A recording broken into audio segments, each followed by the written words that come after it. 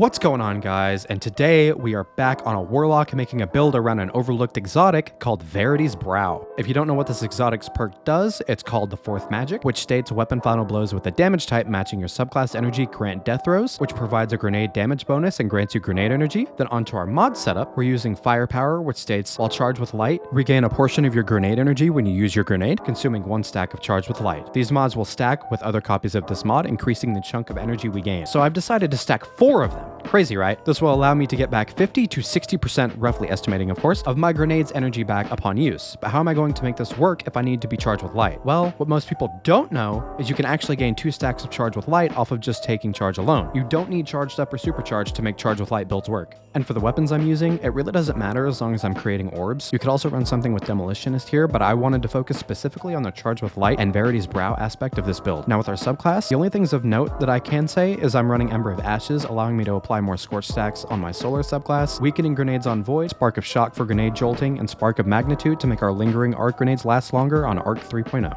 Now for the first grenade we're using here is the one that's been making the most noise in the Destiny community, the Fusion Grenade. And honestly, it's not bad at all here. A huge 207,320 damage, including the burn ticks and ignition. Now onto one of our more disappointing grenades, the Lightning Grenade comes out to only 75,583 damage. Could be somewhere around 90k if all bolts had hit. Now onto the Pulse Grenade, I was able to calculate 146,278 damage per grenade tick and jolt included here. Not bad. Then we have the Solar Grenade, whose damage would have taken forever to calculate due to all of the ticks here, so I'm just going to estimate based on other damage values and where this one lands at the end of the video. I also had to run a double take applying Scorch before throwing it, then a third on another boss with pre-applied Scorch to make sure the first wasn't a fluke.